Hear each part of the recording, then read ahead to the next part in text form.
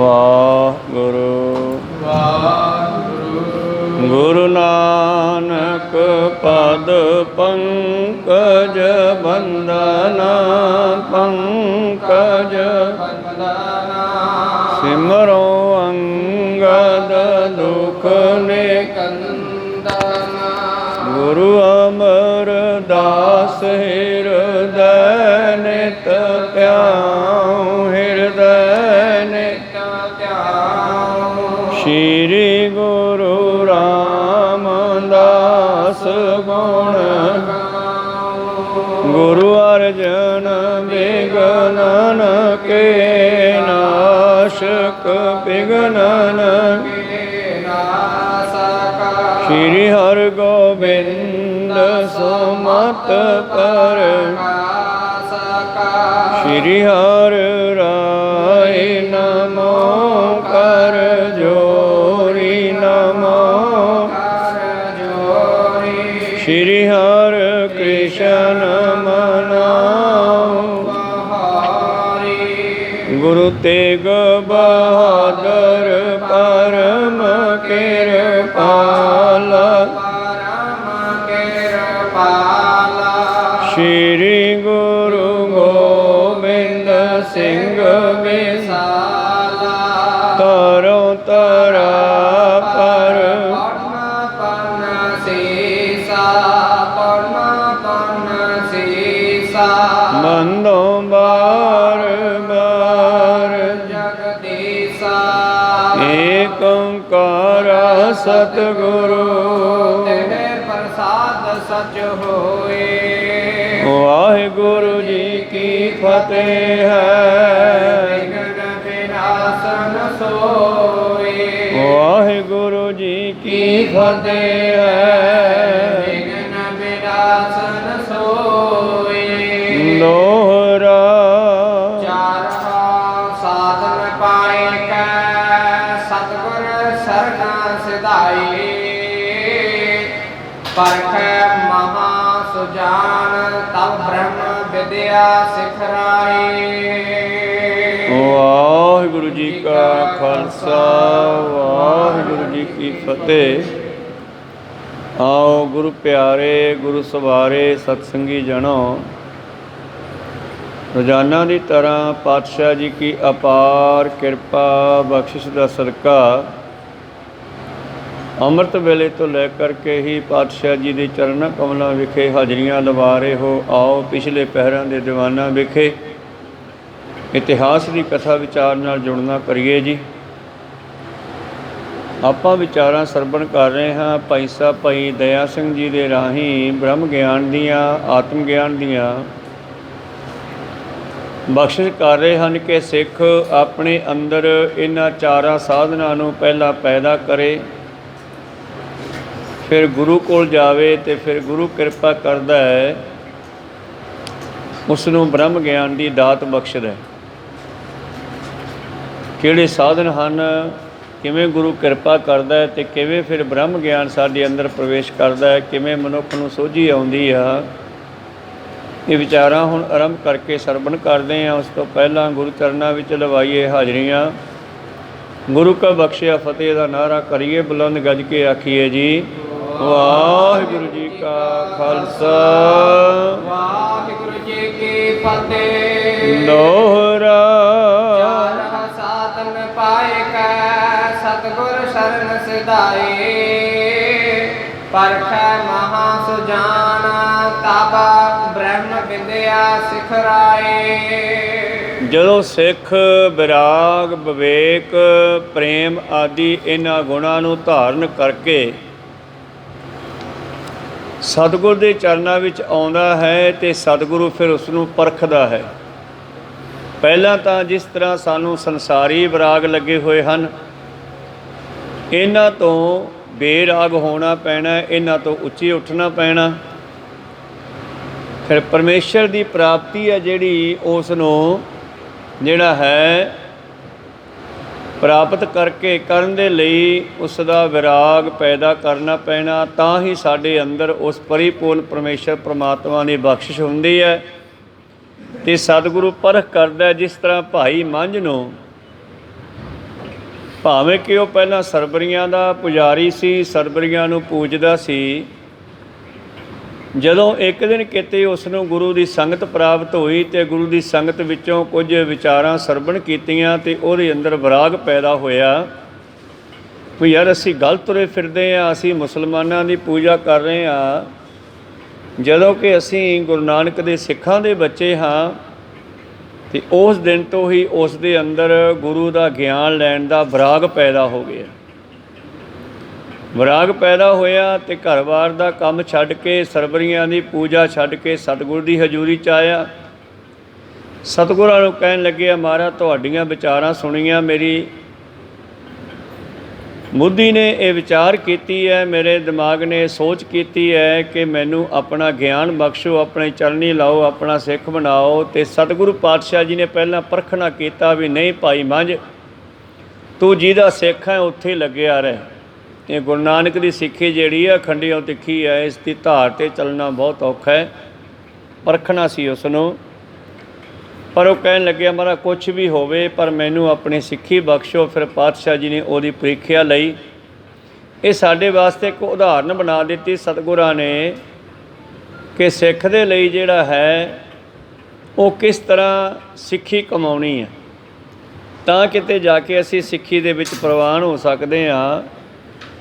ਤਾਂ ਉਹਨਾਂ ਵਿਰਾਗ, ਵਿਵੇਕ ਆਦਿ ਇਹਨਾਂ ਗੁਣਾਂ ਨੂੰ ਧਾਰਨ ਕਰਕੇ ਗੁਰੂ ਅਰਜਨ ਦੇਵ ਜੀ ਦੇ ਚਰਨਾਂ ਵਿੱਚ ਆਉਂਦਾ ਵਿਰਾਗ ਲੈ ਕੇ, ਅਤੇ ਸਤਿਗੁਰੂ ਪਾਤਸ਼ਾਹ ਪ੍ਰੀਖਿਆ ਕਰਕੇ ਫਿਰ ਉਸ ਨੂੰ ਜਦੋਂ ਵੇਖਦੇ ਆ ਕਿ ਹੁਣ ਇਹ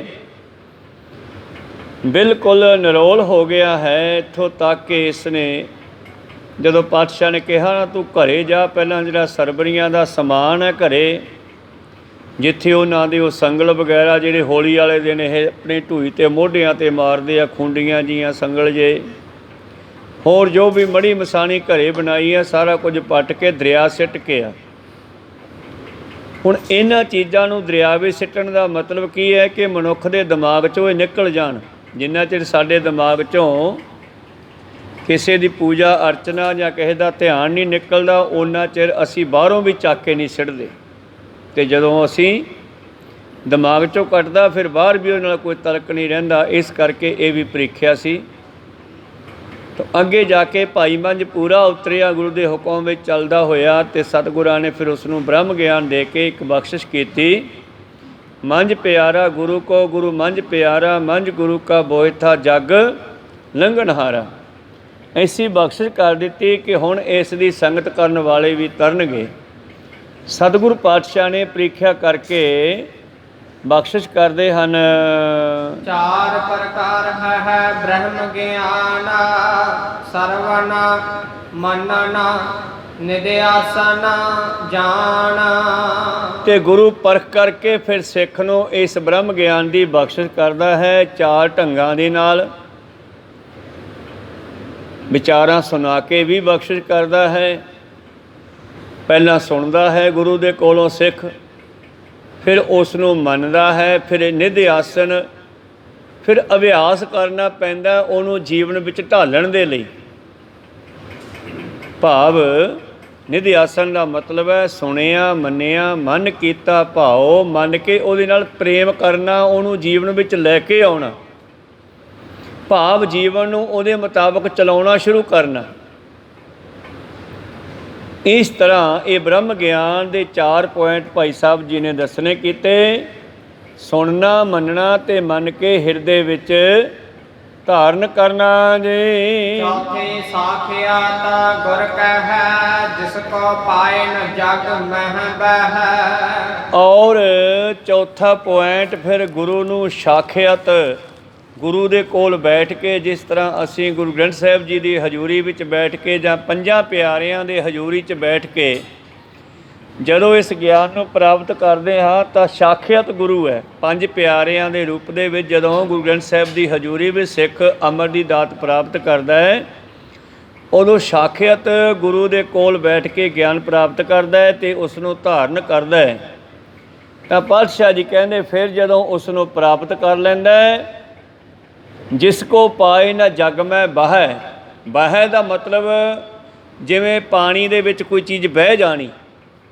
ਇੱਥੇ ਬਹੈ ਦਾ ਮਤਲਬ ਹੈ ਜਿਵੇਂ ਪਾਣੀ ਵਿੱਚ ਕੁਛ ਰੁੜ ਜਾਣਾ। ਇਸੇ ਤਰ੍ਹਾਂ ਜੀਵ ਆਤਮਾ ਸੰਸਾਰ ਵਿੱਚ ਪਾਣੀ ਦੇ ਬਹਾਵ ਵਾਂਗੂ ਰੁੜ ਰਹੀ ਹੈ। ਕਈ ਜਨਮ ਪੈ ਕੀਟ ਪਤੰਗਾ, ਕਈ ਜਨਮ ਗਾ ਜ਼ਮੀਨ ਕੁਰੰਗਾ, ਕਈ ਜਨਮ ਪੰਖੀ ਸਰਪ ਹੋਇਓ, ਕਈ ਜਨਮ ਹੈਵਰ ਬਿਰਖ ਜੋਇਓ, ਮਿਲ ਜਗਦੀਸ਼ ਮਿਲਨ ਕੀ ਬਰੀਆ, ਚਰੰਕਾਲ ਦੇਹ ਸੰਜਰੀਆ।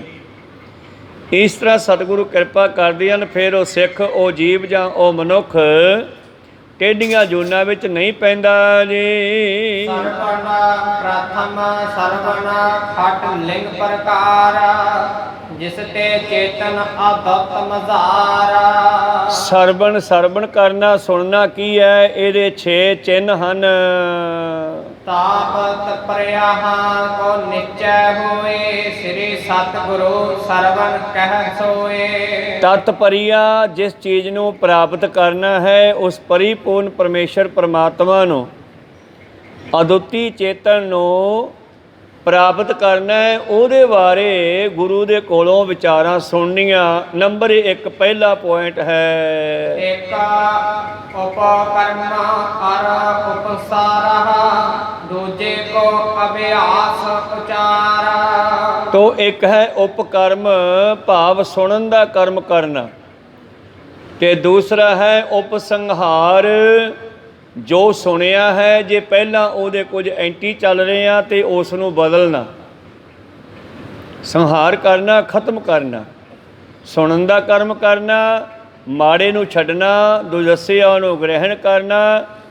ਤੀਸਰਾ ਪੁਆਇੰਟ ਹੈ ਅਭਿਆਸ ਕਰਨਾ, ਆਪਣੇ ਅੰਦਰ ਸੁਣੇ ਹੋਏ ਨੂੰ ਗ੍ਰਹਿਣ ਕਰਨਾ ਤੇ ਉਹਦੇ ਮੁਤਾਬਕ ਚੱਲਣਾ ਜੀ। ਸਰਵਣ ਆਪ ਪੂਰਵਤਾ ਲਿਖਨ ਤੀਨਾ, ਫਾਲਾਪਨ ਅਰਥਾ ਬਾਦ ਕੁਚੀਨਾ। ਔਰ ਤੀਸਰਾ ਪੁਆਇੰਟ ਹੈ ਅਪੂਰਵਤਾ, ਭਾਵ ਉਹਦਾ ਫਲ ਕੀ ਮਿਲੂਗਾ, ਅਰਥਵਾਦ, ਉਹਦੇ ਬਾਰੇ ਗਿਆਨ ਲੈਣਾ ਕਿ ਜੋ ਗੁਰੂ ਨੇ ਸੁਣਾਇਆ ਇਹਦਾ ਮਤਲਬ ਕੀ ਹੈ। ਗੁਰੂ ਨੇ ਜੋ ਮੈਨੂੰ ਹੁਕਮ ਦਿੱਤਾ ਹੈ ਜਾਂ ਕਿਹਾ ਮੈਨੂੰ, ਇਹਦਾ ਮਤਲਬ ਕੀ ਹੈ। ਇਹਨਾਂ 6 ਪੁਆਇੰਟਾਂ ਨੂੰ ਸਮਝਣਾ ਸੁਣ ਕੇ। ਜਿਸ ਤਰ੍ਹਾਂ ਮਹਾਂਪੁਰਸ਼ ਜੇ ਰੱਬ ਦੇ ਪਿਆਰੇ ਜਾਂ ਸਤਿਗੁਰੂ ਜਿਹੜੇ ਹਨ ਉਹ ਰਮਜ਼ਾਂ ਵਿੱਚ ਸਮਝਾਉਂਦੇ ਹਨ। ਪਿੱਛੇ ਇੱਕ ਦਿਨ ਆਪਾਂ ਸਰਵਣ ਕੀਤਾ ਸੀ ਬਚਨ, ਮੈਂ ਕੁਝ ਸੰਗਤ ਆਈ ਹੈ 10ਵੇਂ ਪਾਤਸ਼ਾਹ ਜੀ ਕੋਲ, ਕਹਿੰਦੇ ਮਹਾਰਾਜ ਜੀ ਸਾਡੇ ਘਰ ਵਿੱਚ ਮਾਇਆ ਨਹੀਂ ਠਹਿਰਦੀ, ਸਾਡੇ ਘਰ ਵਿੱਚ ਰੋਜੀ ਨਹੀਂ ਹੈ, ਕੋਈ ਕਿਰਪਾ ਕਰੋ ਸਾਡਾ ਕੰਮ ਚੱਲ ਪਵੇ। ਤੇ ਪਾਤਸ਼ਾਹ ਕਹਿੰਦੇ ਦੇਵਾਂਗੇ, ਮਰਵਾਵਾਂਗੇ, ਬਹਿ ਜਾਓ। ਤੇ ਉਹ ਵਿਚਾਰੇ ਡਰ ਹੀ ਗਏ ਵੀ ਪਤਾ ਨਹੀਂ ਮਹਾਰਾਜ ਹੁਣ ਸਾਨੂੰ ਮਾਰਨਗੇ ਜਾਂ ਸਾਨੂੰ ਮਰਵਾਉਣਗੇ। ਕਹੋ ਸਤਨਾਮ ਸੀ। ਉਹ ਕਹਿੰਦੇ ਨਹੀਂ ਮਹਾਰਾਜ ਐਂ ਨਾ ਕਰਿਓ। ਅੱਗੋਂ ਗੱਲ ਕੱਟਤੀ, ਗੱਲ ਸਮਝੀ ਨਹੀਂ। ਕਹਿੰਦੇ ਨਹੀਂ ਐਂ ਨਾ ਕਰਿਓ ਮਹਾਰਾਜ, ਅਸੀਂ ਕਹਿੰਦੇ ਆ ਵੀ ਸਾਡੇ ਘਰੇ 4 ਪੈਸੇ ਆਉਣ ਲੱਗ ਜਾਣ। ਕਹਿੰਦੇ ਅਸੀਂ ਇਹੀ ਤਾਂ ਕਿਹਾ ਸੀਗਾ ਵੀ ਪਹਿਲਾਂ ਤੁਹਾਡੇ ਵਿਕਾਰਾਂ ਨੂੰ ਮਰਵਾਵਾਂਗੇ, ਫਿਰ ਤੁਹਾਨੂੰ ਗਿਆਨ ਦੇਵਾਂਗੇ, ਫਿਰ ਤੁਹਾਡੇ ਘਰੇ ਮਾਇਆ ਵੀ ਆਉਣ ਲੱਗ ਜੂਗੀ। ਕਹਿੰਦੇ ਜੀ ਫਿਰ ਸਾਨੂੰ ਸਮਝ ਨਹੀਂ ਆਈ। ਇਸ ਕਰਕੇ ਜੋ ਸੁਣਿਆ ਉਹਦੇ ਬਾਰੇ ਸਮਝਣਾ, 6 ਢੰਗਾਂ ਦੇ ਨਾਲ ਸੁਣੇ ਨੂੰ ਵਿਚਾਰਨਾ, ਵਿਚਾਰ ਕੇ ਉਹਨੂੰ ਗ੍ਰਹਿਣ ਕਰਨਾ, ਉਪਕਰਮ ਤੇ ਉਪਸੰਹਾਰ ਜਿਹੜਾ ਉਹਦੇ ਐਂਟੀ ਸ਼ਬਦ ਹੈ ਉਹਨੂੰ ਛੱਡ ਦੇਣਾ, ਤੇ ਫਿਰ ਉਸ ਦੇ ਫਲ ਨੂੰ ਜਾਣਨਾ ਵੀ ਇਹਦਾ ਫਲ ਮੈਨੂੰ ਕੀ ਮਿਲੇਗਾ। ਜੇ ਨਹੀਂ ਸਮਝ ਆਉਂਦੀ ਫਿਰ ਗੁਰੂ ਦੇ ਬਚਨ ਨੂੰ 7 ਬਚਨ ਕਰਕੇ ਮੰਨੀ ਚੱਲੋ। ਜਿਸ ਤਰ੍ਹਾਂ ਲਹਿਣਾ ਜੀ ਨੇ ਕੀਤਾ, ਉਹਨਾਂ ਨੇ ਆਪਣੀ ਜ਼ਿੰਦਗੀ ਵਿੱਚ ਜਦੋਂ ਉਹ ਗੁਰੂ ਚਰਨਾਂ ਵਿੱਚ ਆਏ ਤੇ ਇੱਕ ਮਕਸਦ ਬਣਾ ਲਿਆ ਵੀ ਬਾਬਾ ਨਾਨਕ ਜੋ ਕਹੇਗਾ ਮੈਂ ਉਹਨੂੰ ਕੱਟਣਾ ਨਹੀਂ, ਸੱਤ ਹੀ ਸੱਤ ਹੈ, ਕੁਛ ਵੀ ਕਹਿਣ। ਉਹਨਾਂ ਨੇ ਜੀਵਨ 'ਚ ਇੱਕ ਧਾਰਨਾ ਬਣਾ ਲਈ ਬਈ ਜੋ ਕਹਿਣਗੇ ਮੈਂ ਅੱਗੋਂ 7 ਬਚਨ ਕਹਿਣਾ। ਤੇ ਅੱਧੀ ਰਾਤ ਦਾ ਸਮਾਂ ਤੇ ਧੰਨ ਗੁਰੂ ਨਾਨਕ ਦੇਵ ਜੀ ਕਹਿਣ ਲੱਗੇ, ਸਿੱਖੋ ਧਰਮਸ਼ਾਲਾ ਕਰਤਾਰਪੁਰ ਸਾਹਿਬ ਵਿਖੇ, ਸਿੱਖੋ ਲੱਗਦਾ ਦਿਨ ਚੜ੍ਹ ਗਿਆ, ਕਮਰਿਆਂ 'ਚ ਪਏ ਹੋਣਗੇ। ਇੱਕ ਸਿੱਖ ਨੂੰ ਕਹਿਣ ਲੱਗੇ ਜਾ ਦੇਖ ਕੇ ਆ ਬਾਹਰ, ਦਿਨ ਚੜ੍ਹ ਗਿਆ। ਉਹ ਬਾਹਰ ਗਿਆ, ਉਦੋਂ ਘੜੀਆਂ ਨਹੀਂ ਸੀ ਹੁੰਦੀਆਂ। ਉਹਨੇ ਬਾਹਰ ਆਕਾਸ਼ ਵੱਲ ਦੇਖਿਆ, ਤਾਰਿਆਂ ਦੀ ਖਿੱਤੀ ਐਨ ਸਿਰ 'ਤੇ ਸੀ ਸੈਂਟਰ 'ਚ। ਜਿਵੇਂ ਦੁਪਹਿਰੇ ਸੂਰਜ ਵਿਚਾਲੇ ਹੁੰਦਾ ਇਵੇਂ ਖਿੱਤੀ ਰਾਤ ਨੂੰ ਵਿਚਾਲੇ ਆਉਂਦੀ ਆ 12 ਵਜੇ। ਉਹ ਆ ਕੇ ਕਹਿਣ ਲੱਗਿਆ ਜੀ ਹਲੇ ਅੱਧੀ ਰਾਤ ਆ, ਕਹਿੰਦੇ ਨਹੀਂ, ਮੈਨੂੰ ਲੱਗਦਾ ਦਿਨ ਚੜ੍ਹ ਗਿਆ। ਜਾ ਸਿੱਖਾ ਤੂੰ ਦੇਖ ਕੇ ਆ। ਉਹ ਵੀ ਖਿੱਤੀ ਵੇਖ ਕੇ ਕਹਿਣਾ ਜੀ ਅੱਧੀ ਰਾਤ ਹੈ, ਹਜੇ ਕਿੱਥੇ ਦਿਨ ਚੜ੍ਹ ਗਿਆ। ਕਹਿੰਦੇ ਲਹਿਣਿਆ ਤੂੰ ਦੇਖ ਤਾਂ ਲਹਿਣਾ ਜੀ ਬਾਹਰ ਗਏ। ਜਦੋਂ ਉਹ ਬਾਹਰ ਜਾ ਕੇ ਸੋਚਣ ਲੱਗੇ ਵੀ ਗੁਰੂ ਦੇ ਕਹਿਣ ਦਾ ਮਕਸਦ ਕੀ ਹੈ। ਦੋ ਬੰਦਿਆਂ ਨੇ ਦੱਸਤਾ, ਗੁਰੂ ਵੀ ਕੋਈ ਅਣਜਾਣ ਨਹੀਂ ਹੈ, ਉਹਨੂੰ ਵੀ ਪਤਾ ਹੀ ਲੱਗਦਾ ਕਾਹਦੇ ਵਾਸਤੇ ਉਹ ਕਹਿ ਰਹੇ ਨੇ ਦਿਨ ਚੜ੍ਹ ਗਿਆ। ਕੁਝ ਮਿੰਟ ਸੋਚਣ ਤੋਂ ਬਾਅਦ ਅੰਦਰ ਆਏ ਅਤੇ ਪੁੱਛਦੇ ਆ ਸਤਿਗੁਰੂ ਨਾਨਕ ਦੇਵ ਜੀ ਕਿਉਂ ਲੈਣੇ ਆ ਭਾਈ ਦਿਨ ਚੜ੍ਹ ਗਿਆ। ਮਹਾਰਾਜ ਚੜ੍ਹ ਗਿਆ। ਕਿੰਨਾ ਕੁ ਚੜ੍ਹ ਗਿਆ? ਜਿੰਨਾ ਕੁ ਤੁਸੀਂ ਚੜ੍ਹਾਤਾ ਉਹਨਾਂ ਕੁ ਚੜ੍ਹ ਗਿਆ, ਬਾਕੀ ਰਹਿੰਦਾ। ਕਹੋ ਸਤਿਨਾਮ। ਉਹਨੇ ਗੁਰੂ ਹੀ ਸਮਝੀ, ਉਹਨੇ ਕੀ ਰਮਜ ਮਾਰੀ ਹੈ। ਲੈਣੇ ਨੂੰ ਸਮਝ ਆਈ ਜਾਂ ਨਾ ਆਈ, ਪਰ ਉਹਨੇ ਜਵਾਬ ਲਗਭਗ ਸਹੀ ਦੇ ਦਿੱਤਾ। ਕਹੋ ਸਤਿਨਾਮ। ਗੁਰੂ ਦਾ ਮਕਸਦ ਸੀ ਦਿਨ ਚੜ੍ਹਨ ਦਾ ਮਤਲਬ ਗਿਆਨ ਹੋਣਾ। ਖੈਰ ਚਲੋ, ਗੁਰੂ ਪਾਤਸ਼ਾਹ ਜੀ ਉਹਨਾਂ ਦੀਆਂ ਇਹਨਾਂ ਗੱਲਾਂ ਤੋਂ ਬੜੇ ਹੀ ਖੁਸ਼ ਸਨ ਕਿ ਲਹਿਣਾ ਕਦੇ ਮੈਨੂੰ ਜਵਾਬ ਨਹੀਂ ਦਿੰਦਾ। ਔਰ ਇਹੋ ਜਿਹੀਆਂ ਕਿਤਨੀਆਂ ਘਟਨਾਵਾਂ। ਸੰਗਤ ਆਈ ਆ ਇਸ ਵੇਲੇ, ਸਵੇਰ ਦਾ ਲੰਗਰ ਮਸਤ ਹੋ ਗਿਆ, ਸ਼ਾਮ ਦਾ ਬਣਿਆ ਨਹੀਂ। ਬਾਕੀ ਪਿਛਲੇ ਕਈ ਦਿਨਾਂ ਤੋਂ ਮੀਂਹ ਪੈ ਰਿਹਾ, ਲੱਕੜ ਬਾਲਣ ਸਭ ਗਿੱਲਾ ਹੈ। ਹੁਣ ਲਹਿਣਾ ਜੀ ਅਕਸਰ ਪ੍ਰਬੰਧਕ ਹੈ ਗੁਰੂ ਘਰ ਦੇ ਵਿੱਚ, ਉਹ ਸਾਰਾ ਕੰਮ ਦੇਖਦੇ ਹੈ। ਧੰਨ ਗੁਰੂ ਨਾਨਕ ਦੇਵ ਜੀਵਾਂ ਨੂੰ ਉਤਾਰਦੇ ਰਹਿੰਦੇ ਆ ਧਰਮਸ਼ਾਲਾ ਕਰਤਾਰਪੁਰ ਸਾਹਿਬ ਬੈਠ ਕੇ। ਅਤੇ ਕਹਿਣ ਲੱਗੇ ਬਾਪੂ ਜੀ ਆ ਨਵੀਂ ਸੰਗਤ ਆਈ ਹੈ, ਇਹਨਾਂ ਨੂੰ ਭੁੱਖ ਲੱਗੀ ਹੈ, ਬੱਚੇ ਬੁੱਚੇ ਨਾਲ ਹੈ, ਅਤੇ ਲੰਗਰ ਮਸਤ ਹੋ ਗਿਆ, ਕੀ ਖਵਾਈਏ। ਅਤੇ ਐਸੇ ਰੱਬ ਦੇ ਪਿਆਰੇ ਆਪਣੀ ਮਸਤੀ 'ਚ ਰਹਿੰਦੇ ਹੈ, ਅਤੇ ਮਸਤੀ ਵਿੱਚ ਜਿੱਧਰ ਨਿਗਾਹ ਮਾਰਦੇ ਨੇ ਜੋ ਚਾਹੁਣ ਉਹੀ ਬਣਾ ਦਿੰਦੇ ਹੈ। ਨਜ਼ਰ ਜਿਨ੍ਹਾਂ ਦੀ ਕੀਮੀਆਂ ਕੌਡੀਆਂ ਕਰਦੇ ਲਾਲ। ਬੈਠੇ ਬੈਠੇ ਮਸਤੀ ਵਿੱਚ ਕਹਿਣ ਲੱਗੇ ਲੱਡੂ ਖਵਾ ਦਿਓ। ਮੈਂ ਕਿਹਾ ਲੱਡੂ ਕਿੱਥੇ ਆ? ਕਹਿੰਦੀ ਉਹ ਕਿੱਕਰ ਨੂੰ ਕਿੰਨੇ ਲੱਗੇ ਪਏ ਆ। ਕੋਈ ਸਤਿਨਾਮ। ਜਾ ਸਿੱਖਾ ਉਹ ਡਾਣਾ ਹਿਲਾ ਕੇ ਕਿੱਕਰ ਦਾ। ਛੱਡੋ ਬਾਪੂ ਜੀ, ਕਿਤੇ ਦਰਖਤਾਂ ਨੂੰ ਮਠਿਆਈਆਂ ਲੱਗੀਆਂ। ਦੂਜੇ ਨੂੰ ਕਿਹਾ ਜਾ ਤੂੰ ਜਾ ਬੜਾ ਪੁੱਤ। ਉਹ ਵਿਚਾਰਾ ਸ਼ਰਮ ਦਾ ਮਾਰਾ ਉਹ ਵੀ ਨਾ ਗਿਆ ਵੀ ਜੇ ਨਾ ਡਿੱਗੇ ਤਾਂ ਮੇਰੀ ਬੇਇੱਜ਼ਤੀ ਹੋ ਜਾਣੀ ਆ। ਕੋਈ ਸਤਿਨਾਮ। ਮੈਂ ਜਾ ਕਿੱਕਰ 'ਤੇ ਚੜ੍ਹ ਜਾ, ਉੱਤੋਂ ਲੱਡੂ ਡਿੱਗਣ ਨਾ ਅਤੇ ਮੁੜ ਕੇ ਮੇਰੀ ਤਾਂ ਬੇਇੱਜ਼ਤੀ ਹੋ ਜੂਗੀ, ਮੈਂ ਨਹੀਂ ਜਾਂਦਾ ਗਾ। ਲੈਣਿਆ ਜਾ ਭਾਈ ਤੂੰ ਦੇਖ ਹਿਲਾ ਕੇ। ਉੱਠ ਕੇ ਤੁਰਨ ਲੱਗੇ। ਇੱਕ ਨੇ ਉਹਦਾ ਕੁੜਤਾ ਫੜ ਲਿਆ, ਮਗਰੋਂ ਚੋਲਾ ਫੜ ਲਿਆ, ਕਹਿੰਦੇ ਬਹਿ ਜਾ। ਕਮਲਾ ਹੋਇਆ, ਬਾਪੂ ਦੀ ਉਮਰ ਵੱਡੀ ਹੋ ਗਈ ਆ। ਕਹੋ ਸਤਿਨਾਮ। ਕਿਉਂਕਿ ਜਦੋਂ ਮਹਾਂਪੁਰਸ਼ ਸਰੀਰ ਕਰਕੇ ਹੁੰਦੇ ਆ, ਬਿਰਲੇ ਬਿਰਲੇ ਪਛਾਣਦੇ ਆ, ਉਸ ਮੌਕੇ ਪਛਾਣ ਨਹੀਂ ਆਉਂਦੀ ਉਹਨਾਂ ਦੀ। ਬਹਿ ਜਾ। ਕਹਿੰਦੇ ਵੇਖੋ ਮੈਂ ਤਾਂ ਹੁਕਮ ਮੰਨਣਾ, ਮੈਨੂੰ ਹੁਕਮ ਹੈ ਕਿੱਕਰ ਨੂੰ ਹਿਲਾਉਣਾ ਹੈ। ਲੱਡੂ ਡਿੱਗਣ ਤਾਂ ਇਹਨਾਂ ਦੀ ਵਡਿਆਈ, ਨਾ ਡਿੱਗਣ ਤਾਂ ਇਹਨਾਂ ਦੀ। ਮੈਨੂੰ ਕੀ, ਮੈਂ ਤਾਂ ਕਿੱਕਰ ਹਿਲਾਉਣੀ ਹੈ ਨਾ। ਛੱਡ ਕੁੜਤਾ।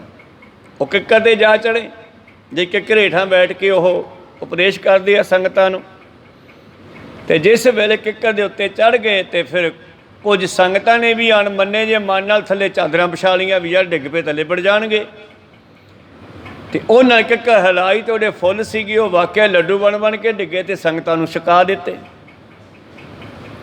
ਇਸ ਕਰਕੇ ਮਹਾਂਪੁਰਸ਼ਾਂ ਦਾ ਕਹਿਣਾ ਜਿਹੜਾ ਹੁੰਦਾ ਨਾ, ਮਹਾਂਪੁਰਸ਼ਾਂ ਕਾ ਬੋਲਣਾ ਹੋਵੇ ਕਿਸੇ ਪ੍ਰਥਾਏ, ਕਿਸੇ ਨਾ ਕਿਸੇ ਦੇ ਪ੍ਰਥਾਏ ਹੁੰਦਾ। ਐਵੇਂ ਨਹੀਂ ਹੁੰਦਾ ਗਾ, ਕੋਈ ਕਾਰਨ ਹੁੰਦਾ ਉਹਦੇ ਵਿੱਚ। ਅਤੇ ਗੁਰੂ ਪਿਆਰਿਓ ਇਸੇ ਤਰ੍ਹਾਂ ਮੈਂ ਕਿਤਨੀਆਂ ਕਹਾਣੀਆਂ ਸੁਣਾਵਾਂ। ਬਾਬੇ ਨਾਨਕ ਜੀ ਦੇ ਬੜੇ ਜੀਵਨ ਸਾਖੀ ਹੈ। ਜੋਗੀ ਬੈਠ ਗਏ ਯੂਪੀ ਦੇ ਵਿੱਚ, ਗੁਰਦੁਆਰਾ ਨਾਨਕ ਮੱਤਾ ਸਾਹਿਬ ਬਾਬਾ ਨਾਨਕ ਜੀ ਗਏ ਨੇ। ਕਹਿਣ ਲੱਗੇ ਜੀ ਅੱਜ ਭੁੱਖ ਬੜੀ ਲੱਗੀ ਆ, ਕੁਝ ਛਕਾਓ, ਕੋਈ ਫਲ ਫਰੂਟ। ਬੈਠੇ ਆ ਰੀਠਿਆਂ ਦੇ ਦਰਖਤ ਹੇਠਾਂ, ਜਿਹੜਾ ਕਿ ਕੌੜੇ ਹੁੰਦੇ ਆ ਖਾਣ 'ਚ। ਕੋਈ ਸਤਿਨਾਮ ਸੀ। ਅੱਜ ਭੁੱਖ ਬੜੀ ਲੱਗੀ ਆ, ਕੋਈ ਫਲ ਛਕਾਓ। ਬਾਬਾ ਜੀ ਕਹਿੰਦੇ ਮਰਦਾਨਿਆਂ ਛਕਾ ਦੇ ਭਾਈ। ਫਿਰ ਮੈਂ ਕੀ ਛਕਾਈਏ? ਹਾਂ ਦੇਖ ਨਾ ਕਿੰਨੇ ਸੋਹਣੇ ਫਲ ਲੱਗੇ ਆ। ਕਹਿੰਦਾ ਜੀ ਇਹ ਤਾਂ ਕੌੜੇ ਹੁੰਦੇ ਆ। ਕਹਿੰਦੇ ਖਵਾ ਤਾਂ ਸਹੀ, ਬਹੁਤ ਸਵਾਦ ਹੈ। ਅਤੇ ਉਸ ਦੇ ਦੋ ਟਾਹਣ ਸਨ, ਇੱਕ ਇੱਧਰ ਨੂੰ ਅਤੇ ਇੱਕ ਇੱਧਰ ਨੂੰ। ਅਤੇ ਇੱਕ ਟਾਹਣ 'ਤੇ ਭਾਈ ਮਰਦਾਨਾ ਜੀ ਨੂੰ ਚੜ੍ਹਾਇਆ ਅਤੇ ਉੱਤੋਂ ਤੋੜ ਤੋੜ ਕੇ ਸਿੱਟਣ ਲੱਗੇ। ਅਤੇ ਪਹਿਲਾਂ ਚੱਖਿਆ ਉਹਨਾਂ ਨੇ ਤੋੜ ਕੇ, ਜੋਗੀਆਂ ਨੇ, ਬੜਾ ਸਵਾਦ ਲੱਗਿਆ। ਸਾਰੀ ਚੱਕ ਚੱਕ ਕੇ ਖਾਣ ਲੱਗੇ। ਹੁਣ ਇਹ ਤਾਂ ਸਤਿਗੁਰਾਂ ਦੀ ਉਹ ਨਜ਼ਰ ਸੀ, ਕੀਮੀਆ ਭਾਵ ਰਸਾਇਣ, ਭਾਵ ਜਿਹਨੂੰ ਆਪਾਂ ਪਾਰਟਸ ਦੀ ਵੱਟੀ ਕਹਿ ਦਿਓ, ਜਿੱਥੇ ਉਹ ਨਜ਼ਰ ਵੱਜ ਜਾਂਦੀ ਹੈ ਉੱਥੇ ਕੁਛ ਵੀ ਬਣਾ ਸਕਦੇ ਆ ਮਹਾਂਪੁਰਸ਼ ਰੱਬ ਦੇ ਪਿਆਰੇ। ਦੂਜੇ ਦਿਨ ਕਹਿੰਦੇ ਜੀ ਅੱਜ ਅਸੀਂ ਸੇਵਾ ਕਰਦੇ ਹਾਂ ਰੀਠਿਆਂ ਦੀ, ਫਲਾਂ ਦੀ, ਕਹਿੰਦੇ ਤੁਸੀਂ ਕਰ ਲਓ ਭਾਈ। ਉਹ ਦੂਜੇ ਟਾਹਣ 'ਤੇ ਚੜ੍ਹ ਗਏ। ਅੱਜ ਵੀ ਕਹਿੰਦੀ ਉਸ ਰੀਠਿਆਂ ਦੇ ਦਰੱਖਤ ਦਾ ਇੱਕ ਟਾਹਣ ਮਿੱਠਾ ਤੇ ਦੂਜਾ ਕੌੜਾ, ਕੋਈ ਸਤਨਾਮ ਸ੍ਰੀ ਹਜੇ ਤੱਕ ਵੀ। ਇਸ ਕਰਕੇ ਸੁਣਨ ਦੇ ਵਿੱਚ ਵੀ ਸਮਝਣਾ, ਪਹਿਲਾਂ ਸੁਣਨਾ ਫਿਰ ਸਮਝਣਾ, ਸਮਝ ਕੇ ਉਸ ਦਾ ਅਰਥ ਸਮਝਣਾ ਵੀ ਇਹਦਾ ਮਕਸਦ ਕੀ ਹੈ, ਫਿਰ ਉਹਨੂੰ ਹਿਰਦੇ ਵਿੱਚ ਵਸਾਉਣਾ ਅਤੇ ਫਿਰ ਉਹਦੇ ਅਰਥਾਂ ਨੂੰ ਸਮਝਣਾ। ਇਹ ਪੰਜਵਾਂ ਪੁਆਇੰਟ ਹੈ।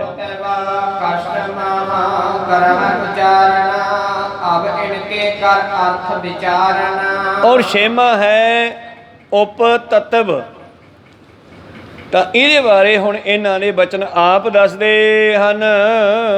ਅਰਥ ਜੋ ਆਦ ਗ੍ਰੰਥ ਮਹਿ ਤਰਨਾ, ਤਿਸ ਕਾ ਪ੍ਰਤ ਪਾਦਨ ਬਹੁ ਕਰਨਾ। ਤੋ ਅਰਥ ਦਾ ਮਤਲਬ ਹੈ ਗ੍ਰੰਥ ਆਦਿ ਵਿੱਚ ਰੱਖ ਕੇ ਉਸ ਨੂੰ ਪ੍ਰਤੀਪਾਦਨ ਬਹੁਤ ਕਰਨਾ, ਭਾਵ ਉਸ ਨੂੰ ਸਮਝਣਾ ਗ੍ਰੰਥ ਵਿੱਚੋਂ। ਤਿਸ ਅਰਥ ਮਹਿ ਹੋਵੇ ਸਮਾਪਤਾ, ਉਪਕਰਮ ਉਪਸਹਾਰ ਜਾਨ ਚਿਤ। ਔਰ ਉਸ ਅਰਥ ਦੇ ਵਿੱਚ ਹੀ ਆਪਣੀ ਸੁਰਤ ਨੂੰ ਲਾਉਣਾ, ਇਹ ਉਪਕਰਮ ਹੈ, ਉਪਸੰਹਾਰ ਜਾਣੋ। ਸ੍ਰੀ ਨਾਨਕ ਜੀ ਕੀਨ ਬਣਾਏ, ਉਦਾਹਰਨ ਸੁਨ ਲਿਹੋ ਸੁਖ ਪਾਏ। ਔਰ ਇਹ ਧੰਨ ਗੁਰੂ ਨਾਨਕ ਦੇ ਮਹਾਰਾਜ ਜੀ ਨੇ ਬਖਸ਼ਿਸ਼ ਕੀਤੀ ਹੈ, ਉਦਾਹਰਨ ਦੇ ਤੌਰ ਤੇ ਸਮਝ ਲਓ ਜੀ। ਆਦ ਸੱਚ ਜੁਗਾਦ ਸੱਚ ਹੈ ਪੀ ਸੱਚ, ਨਾਨਕ ਹੋਸੀ ਪੀ ਸੱਚ। ਹੁਣ ਇੱਕ ਪਰਮੇਸ਼ਰ ਦੀ ਸਿਫਤ ਕੀਤੀ ਆ ਸਤਿਗੁਰੂ ਨਾਨਕ ਦੇ ਮਹਾਰਾਜ ਜੀ ਨੇ। ਜਪਜੀ ਸਾਹਿਬ ਦਾ ਇਹ ਸ਼ਲੋਕ ਆ, ਜਿਸ ਨੂੰ ਕਿ ਸੁਖਮਨੀ ਸਾਹਿਬ ਦੇ ਵਿੱਚ ਵੀ ਪੰਜਵੇਂ ਪਾਤਸ਼ਾਹ ਨੇ ਇੱਕ ਵਾਰ ਚੜ੍ਹਾਇਆ। ਪਰ ਆਰੰਭਤਾ ਵੀ ਸੱਚ ਹੈ, ਜਿਹੜਾ ਉਹ ਯੁੱਗਾਂ ਦੇ ਵਿੱਚ ਵੀ ਸੱਚ ਹੈ, ਹੁਣ ਵੀ ਸੱਚ ਹੈ। ਅਤੇ ਹੇ ਨਾਨਕ ਨਿਸ਼ਚਿਤ ਸੱਚੀ ਗੱਲ ਜਾਣ, ਇਹ ਆਉਣ ਵਾਲੇ ਸਮੇਂ ਵਿੱਚ ਵੀ ਸੱਚ ਹੋਵੇਗਾ। ਆਦ ਜਗਤ ਕੇ ਸੱਚ ਦਿਖਾਇਓ, ਅੰਤ ਸਕਲ ਕੇ ਸੱਚ ਬਤਾਇਓ। ਤੋ ਸੰਸਾਰ ਦੇ ਲੋਕਾਂ ਨੂੰ ਉਸ ਆਦ ਸੱਚ ਨੂੰ ਵਿਖਾਉਣਾ ਕੀਤਾ ਵੀ ਉਹ ਜਿਹੜਾ ਪਰਮੇਸ਼ਰ ਹੈ ਨਾ ਉਹ ਕਿਸ ਤਰ੍ਹਾਂ ਸੱਚ ਹੈ, ਸੰਸਾਰ ਨੂੰ ਵਿਖਾਉਣਾ ਕੀਤਾ। ਤੇ ਸਾਰਿਆਂ ਦੇ ਅੰਤ ਵਿੱਚ ਜੋ ਬਚਦਾ ਹੈ, ਸ੍ਰਿਸ਼ਟੀ ਦੁਨੀਆ ਬਣਦੀ ਹੈ, ਢਹਿੰਦੀ ਹੈ, ਅਰਬਦ ਨਰਬ ਧੁੰਦੂ ਕਾਰਾ, ਧਰਨ ਨ ਗਗਨਾ ਹੁਕਮ ਪਾਰਾ, ਨਾ ਦਿਨ ਰਹਿਣ ਨ ਚੰਦ ਨ ਸੂਰਜ, ਆਦਿ ਸੱਚ ਹੋ ਗਿਆ। ਇਹ ਮੈਂ ਕੁਛ ਵੀ ਨਹੀਂ ਸੀਗਾ, ਸਭ ਤੋਂ ਪਹਿਲਾਂ ਉਹ ਸੀ। ਨਾ ਦਿਨ ਰਹਿਣ ਨ ਚੰਦ ਨ ਸੂਰਜ, ਸੁਨ ਸਮਾਧ ਲਗਾਏਂਦਾ। ਪਰ ਉਸ ਤੋਂ ਬਾਅਦ ਅੱਗੇ ਫਿਰ ਉਸ ਤੋਂ ਸ੍ਰਿਸ਼ਟੀ ਬਣੀ, ਸ੍ਰਿਸ਼ਟੀ ਵਿੱਚ ਵੀ ਉਹ ਸੱਚ ਰਿਹਾ। ਸ੍ਰਿਸ਼ਟੀ ਖਤਮ ਹੁੰਦੀ ਆ, ਪਰਲੋਂ ਆਉਂਦੀ ਹੈ, ਮਹਾਪਰਲੋਂ ਆਉਂਦੀ ਹੈ, ਪਰ ਉਹ ਫਿਰ ਬਣਿਆ ਰਹਿੰਦਾ ਹੈ, ਦੁਬਾਰਾ ਫਿਰ ਆਪਣੇ ਆਪ ਤੋਂ ਦੁਨੀਆ ਬਣਾ ਲੈਂਦਾ ਹੈ। ਇਸ ਕਰਕੇ ਸਤਿਗੁਰਾਂ ਨੇ ਇਹ ਬਚਨ ਬਾਣੀ ਵਿੱਚ ਬਿਆਨ ਕੀਤਾ ਕਿ ਇਹ ਸੰਸਾਰ ਨੂੰ ਆਦ ਸੱਚ ਦੀ ਜਾਣਕਾਰੀ ਦਿੱਤੇ ਹੈ। ਆਦ ਅੰਤ ਮਹਿ ਵਰਨਿਓ ਏਕਾ, ਉਪਕਰਮ ਉਪਸਹਾਰਾ ਵਿਵੇਕਾ। ਇਹ ਸ਼ਬਦ ਦੇ ਵਿੱਚ ਇੱਕ ਦੀ ਮਹਿਮਾ ਕੀਤੀ ਗਈ ਹੈ। ਇਸ ਨੂੰ ਗਿਆਨ ਦੇ ਨਾਲ ਸਮਝਣਾ ਕਰੀਏ। ਵਿਵੇਕ ਹੁੰਦਾ ਗਿਆਨ, ਗਿਆਨ ਦੇ ਨਾਲ ਸਮਝਣਾ ਕਰੀਏ। ਆਦ ਅੰਤ ਵਿੱਚ ਇੱਕੋ ਵਰਣਨ ਕੀਤਾ ਹੈ, ਇੱਕ ਪਰਮੇਸ਼ਰ ਦੀ ਗੱਲ। ਮਾਰੈ ਰਾਖੈ ਏਕੋ ਆਪ, ਮਾਨਸ ਕਹਿ ਕਿਛ ਨਾਹੀ ਹਾਥ। ਇਸ ਤਰ੍ਹਾਂ ਪਾਤਸ਼ਾਹ ਜੀ ਨੇ ਬਖਸ਼ਿਸ਼ ਕੀਤਾ ਹੈ ਕਿ ਉਸ ਇੱਕ ਦੀ ਹੀ ਗੱਲ ਹੈ ਸਾਰੀ ਬਾਣੀ ਦੇ ਵਿੱਚ। ਭਾਵੇਂ ਕਿੰਨੇ ਵੀ ਤਰ੍ਹਾਂ ਦੀਆਂ ਉਦਾਹਰਨਾਂ 1430 ਅੰਗਾਂ 'ਤੇ ਦਿੱਤੀਆਂ ਗਈਆਂ, ਪਰ ਹਰ ਸ਼ਬਦ ਉਸ ਇੱਕ ਨਾਲ ਜੋੜਦਾ ਹੈ। ਅਭਿਆਸ ਜੋਗ ਨਿਪੂਰਨ ਕੇ ਜੋ ਕਹੈ, ਵਸਤ ਅਦੁੱਤੀ ਜੋ ਚੇਤਨ ਲਹੈ। ਹੁਣ ਅਭਿਆਸ ਕਿਵੇਂ ਕਰਨਾ ਹੈ? ਅਭਿਆਸ ਦਾ ਕੀ ਮਤਲਬ ਹੈ? ਜੋਗ ਨਿਰੂਪਣ ਕੋ ਜੋ ਹੈ, ਜੋ ਉਸ ਪਰਮੇਸ਼ਰ ਨਾਲ ਜੁੜਨ ਦਾ ਢੰਗ ਹੈ।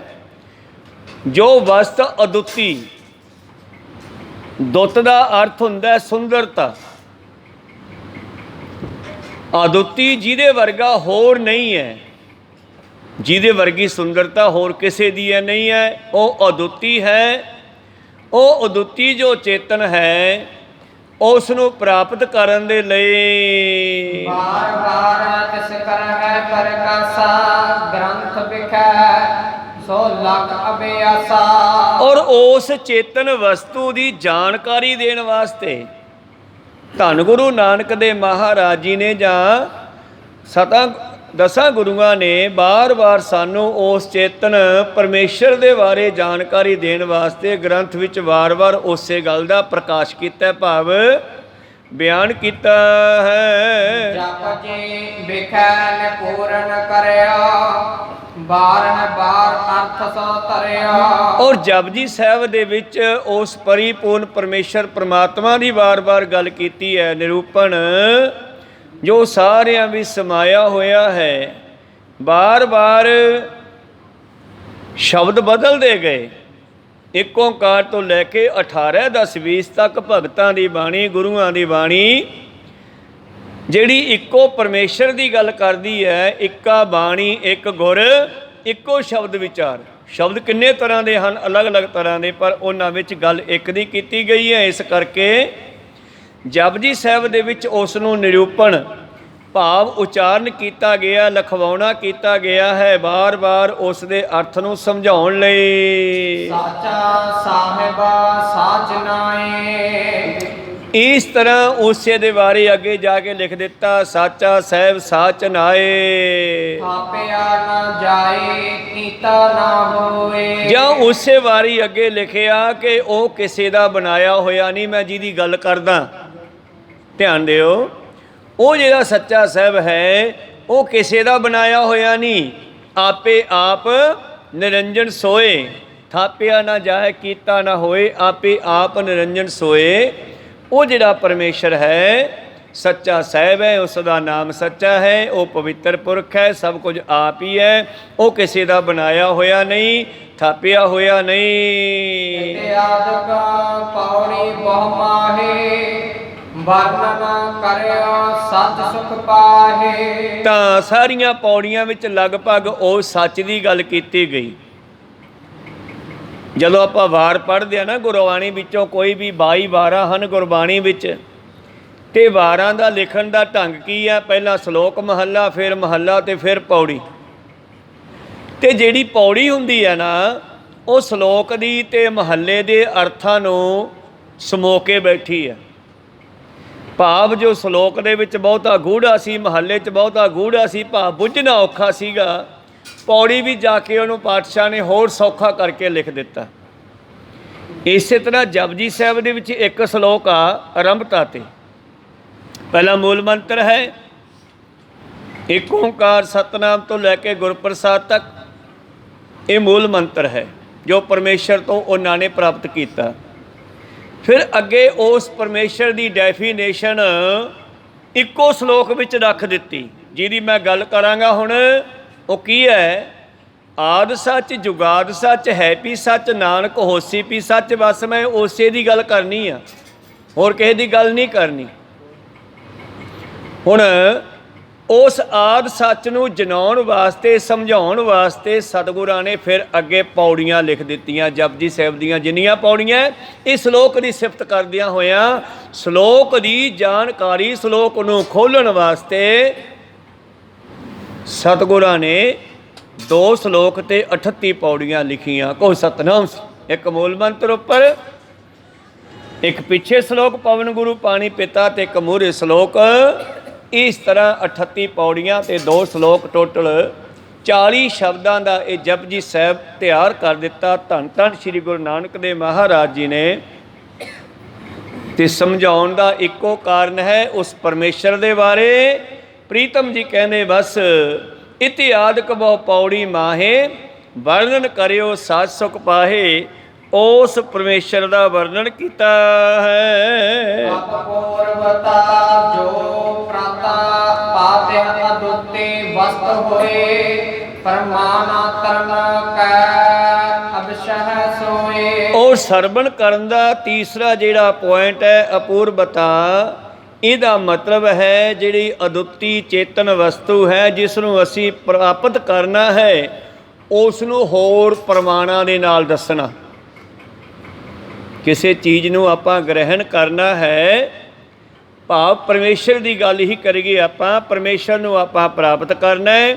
ਸਤਿਗੁਰਾਂ ਨੇ ਸ਼ੁਰੂ ਵਿੱਚ ਉਸ ਨੂੰ ਦੱਸਣਾ ਕੀਤਾ, ਇੱਕ ਓਂਕਾਰ ਤੋਂ ਲੈ ਕੇ ਵੀ ਉਹਦੇ ਲੱਛਣ ਕਿਹੋ ਜਿਹੇ ਆ, ਜਿਹਦੀ ਆਪਾਂ ਗੱਲ ਕਰਨੀ ਆ ਉਹਦੇ ਲੱਛਣ ਕਿਹੋ ਜਿਹੇ ਆ।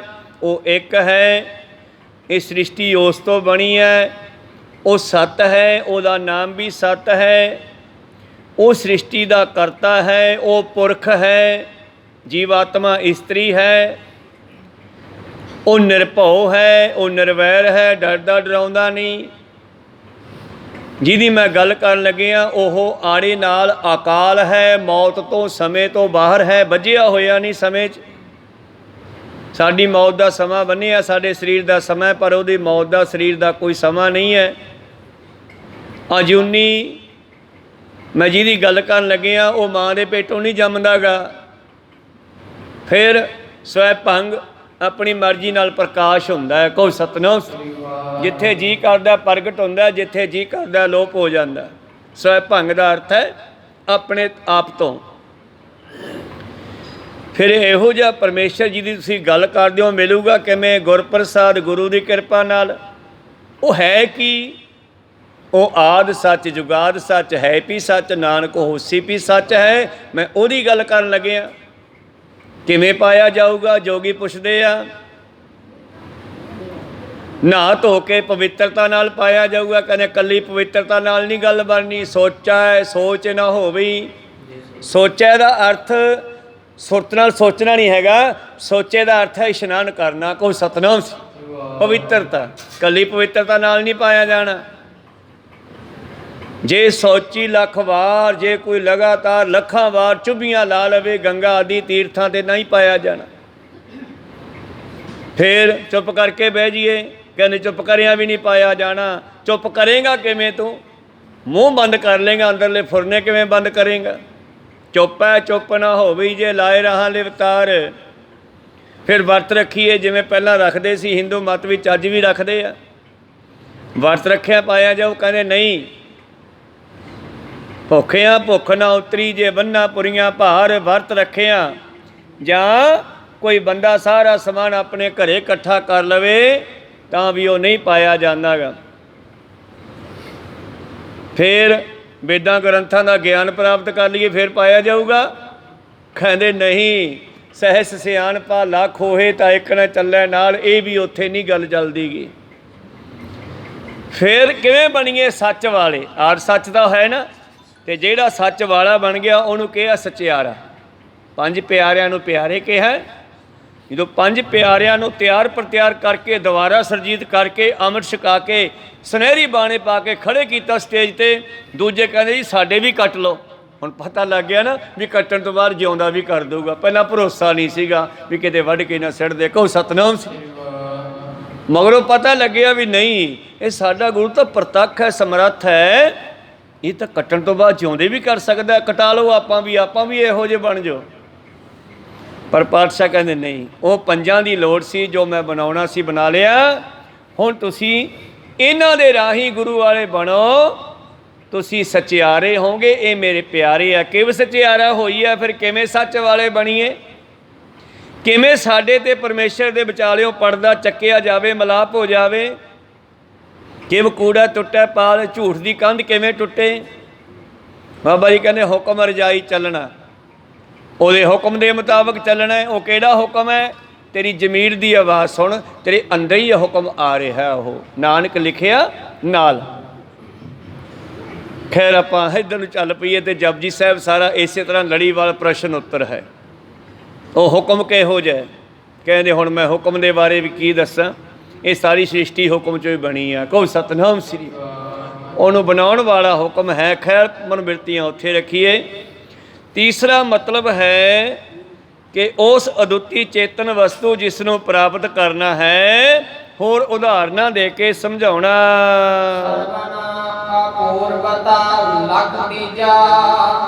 ਸਚ ਏਕੈ ਅਵਰ ਨਾ ਬੀਜਾ। ਤਾਂ ਸਰਵਣ ਕਰਨਾ ਅਪੂਰਬਤਾ ਲਖ ਤੀਜਾ, ਸੱਚ ਏਕ ਹੈ ਅਵਰ ਨ ਬੀਜਾ, ਸੱਚ ਇੱਕ ਹੈ। ਉਸ ਦੇ ਸਮਝਾਉਣ ਵਾਸਤੇ ਇਸ ਤਰ੍ਹਾਂ ਦੇ ਲੱਛਣ ਦੱਸਣੇ। ਮੁਰਾਦ ਹੈ ਕਿ ਇਹ ਰੂਪ ਬੰਨੇ ਛਟੇਰੇ ਦਿਮਾਗਾਂ ਦਾ ਕੰਮ ਹੈ। ਜਿਨ੍ਹਾਂ ਨੇ ਵਿਦਿਆ ਦੇ ਪ੍ਰਕਰਨ ਬੰਨ੍ਹਣੇ ਹੁੰਦੇ ਹਨ ਉਹ ਆਪਣੀਆਂ ਅਨੇਕਾਂ ਉਦਾਹਰਨਾਂ ਦੇ ਕੇ ਸਮਝਾਉਂਦੇ ਹੈ। ਪਰ ਉਸ ਬ੍ਰਹਮ ਨੂੰ ਜਾਣਨ ਵਾਲੇ ਮਹਾਂਪੁਰਖ ਸਤਿਗੁਰਾਂ ਨੂੰ ਇਸ ਦੀ ਲੋੜ ਨਹੀਂ। ਉਹ ਨਿੱਕੇ ਵੇਰਵਿਆਂ ਤੋਂ ਹੀ ਲੇਖੇ ਲਿਖੀ ਜਾਣ, ਭਾਵ ਉਸ ਨੂੰ ਸਮਝਾਉਣਾ ਮਹਾਂਪੁਰਸ਼ਾਂ ਦੇ ਵਾਸਤੇ ਕੋਈ ਔਖਾ ਨਹੀਂ। ਉਹ ਤਾਂ ਇੱਕ ਸਕਿੰਟ ਵਿੱਚ ਸਮਝਾ ਦਿੰਦੇ ਆ, ਨਿੱਕੀ ਜੀ ਗੱਲ ਕਰਕੇ ਮਨੁੱਖ ਨੂੰ ਗਿਆਨ ਕਰਾ ਦਿੰਦੇ ਨੇ। ਉਹਨਾਂ ਨੂੰ ਲੰਮੀਆਂ ਚੌੜੀਆਂ ਕਹਾਣੀਆਂ ਦੀ ਲੋੜ ਨਹੀਂ। ਹਾਂ, ਸਾਨੂੰ ਛੋਟੇ ਦਿਮਾਗਾਂ ਵਾਲਿਆਂ ਨੂੰ, ਸਮਝਣ ਵਾਲਿਆਂ ਨੂੰ ਤੇ ਸਮਝਾਉਣ ਵਾਲਿਆਂ ਨੂੰ ਕਈ ਵਾਰੀ ਗੱਲ ਸਮਝਾਉਣ ਵਾਸਤੇ ਕਈ ਉਦਾਹਰਨਾਂ ਇੱਧਰੋਂ ਉੱਧਰੋਂ ਚੱਕ ਕੇ ਦੇਣੀਆਂ ਪੈਂਦੀਆਂ। ਕਥਨਾ ਕਥੀ ਨ ਆਵੈ ਟੋਟਾ। ਇਸ ਤਰ੍ਹਾਂ ਉਹ ਪਰਿਪੂਰਨ ਪਰਮੇਸ਼ਰ ਪਰਮਾਤਮਾ ਦੀ ਕਿੰਨੀ ਕਥਾ ਕਰੀਏ, ਉਸ ਦੀ ਕਥਾ ਨਹੀਂ ਕੀਤੀ ਜਾ ਸਕਦੀ। ਉਸ ਨੂੰ ਕਥਨਾ ਬੜਾ ਔਖਾ ਹੈ। ਜੇ ਕੋਈ ਕਥੇ ਤੇ ਕਿੰਨਾ ਕਥੀ ਜਾਵੇ। ਕਥਾ ਕਥਾ ਕਥੀ ਕੋਟਿ ਕੋਟ ਕੋਟ। ਜੇ ਉਸ ਦੀ ਕਥਨਾ ਕਰਕੇ ਸਮਝਾਉਣ ਦੀ ਕੋਸ਼ਿਸ਼ ਕਰੀਏ ਤੇ ਕਰੋੜਾਂ ਹੀ ਕਥ ਕਥ ਕੇ ਚਲੇ ਗਏ। ਕਹਿੰਦੇ ਕਹੇ ਕਹੇ ਚਹ ਜਾਵੇ, ਤੁਮ ਸਰ ਅਵਰ ਨ ਕੋਈ, ਕਥਨਾ ਕਥੀ ਨ ਆਵੇ ਤੋਟ, ਕਥ ਕਥ ਕਥੀ ਕੋਟि ਕੋਟ ਕੋਟ। ਐਸਾ ਪਰਿਪੂਰਨ ਪਰਮੇਸ਼ਰ ਪਰਮਾਤਮਾ ਜਿਨ੍ਹਾਂ ਦੇ ਉੱਤੇ ਕਰੋੜਾਂ ਹੀ ਧਰਮ ਦੇ ਵਿੱਚ ਭਾਸ਼ਣ ਦਿੱਤੇ ਗਏ, ਸਪੀਚਾਂ ਦਿੱਤੀਆਂ ਗਈਆਂ, ਕਰੋੜਾਂ ਹੀ ਕਥਾਵਾਂ ਕੀਤੀਆਂ ਗਈਆਂ। ਪਰ ਫਿਰ ਵੀ ਜਿਸ ਤਰ੍ਹਾਂ ਬਾਬਾ ਨਾਨਕ ਜੀ ਪਾਂਦੇ ਗੋਪਾਲ ਨੂੰ ਕਹਿੰਦੇ ਹੈ, ਗੋਪਾਲ ਪਾਂਦਾ ਕਹਿੰਦਾ ਪੜ੍ਹ ਨਾਨਕ। ਪਹਿਲੇ ਦਿਨ ਬਾਬੇ ਨਾਨਕ ਨੇ ਬੜਾ ਵਧੀਆ ਪੜ੍ਹਿਆ। ਸ਼ਾਮਾਂ ਨੂੰ ਘਰੇ ਗਏ, ਜਿਵੇਂ ਆਪਾਂ ਛੋਟੇ ਹੁੰਦੇ ਹੱਥ ਵਿੱਚ ਫੱਟੀ ਤੇ ਝੋਲਾ ਆਈ, ਬਾਬਾ ਨਾਨਕ ਵੀ ਹੋਣਾ ਉਸ ਵੇਲੇ। ਘਰੇ ਪਹੁੰਚੇ ਛੁੱਟੀ ਤੋਂ ਬਾਅਦ ਮਾਤਾ ਤ੍ਰਿਪਤਾ ਜੀ ਪਿਆਰ ਕੀਤਾ, ਪਹਿਲਾਂ ਜਲ ਪਾਣੀ ਛਕਾਇਆ, ਫਿਰ ਕੋਲ ਬਿਠਾ ਕੇ ਸੁਣਿਆ, ਪੁੱਤ ਕੀ ਪੜ੍ਹ ਕੇ ਆਇਆ। ਬਾਪੂ ਵੀ ਆ ਗਏ ਇੰਨੇ ਬਾਹਰੋਂ। ਫਿਰ ਬੈਠ ਕੇ ਸੁਣਾਉਂਦੇ ਨੇ ਪਹਾੜੇ, ਔਰ ਹੋਰ ਜੋ ਪੜ੍ਹਾਇਆ ਸੀ ਉਹ ਸੁਣਾਇਆ। ਬੜੇ ਖੁਸ਼ ਹੋਏ। ਪਾਂਦਾ ਵੀ ਬੜਾ ਖੁਸ਼ ਹੈ ਵੀ ਇਹ ਬੱਚੇ ਦਾ ਦਿਮਾਗ ਬੜਾ ਤੇਜ਼ ਹੈ, ਤਾਂ ਬਹੁਤ ਛੇਤੀ ਪੜ੍ਹ ਜੂ। ਉਦੋਂ ਠੇਕਾ ਹੀ ਹੁੰਦਾ ਸੀਗਾ ਪੜ੍ਹਾਈ ਦਾ ਵੀ ਤੈਨੂੰ ਇੰਨੇ ਦਾਣੇ ਦੇ ਦੂੰਗਾ, ਮੇਰੇ ਬੱਚੇ ਨੂੰ ਵਧੀਆ ਪੜ੍ਹਾ ਦੇ। ਕਹੋ ਸਤਨਾਮ। ਤੇ ਪਾਂਦੇ ਨੇ ਸੋਚਿਆ ਵੀ ਤਾਂ ਛੇਤੀ ਪੜ੍ਹ ਜੂਗਾ। ਦੂਜੇ ਦਿਨ ਫਿਰ ਸੱਦ ਲਿਆ, ਕਹਿੰਦੇ ਆ ਜਾ ਨਾਨਕ ਪੜ੍ਹੀਏ। ਨਾਨਕ ਲਈ ਕਲਾਸ 'ਚ ਉੱਠ ਕੇ ਕੋਲੇ ਆ ਗਏ, ਮੇਜ਼ ਕੋਲੇ ਜਿੱਥੇ ਬੈਠਾ ਪਾਂਦਾ। ਚੱਲ ਪੜ੍ਹ। ਪੜ੍ਹਦੇ ਹੀ ਨਹੀਂ ਗਏ। ਉਹ ਬੋਲਦੇ ਹੀ ਨਹੀਂ ਗਏ। ਕਹਿੰਦੇ ਬੋਲਦਾ ਕਿ ਨਹੀਂ ਬੋਲਦਾ, ਛਟੀਆਂ ਖਾਏਗਾ ਮੈਥੋਂ।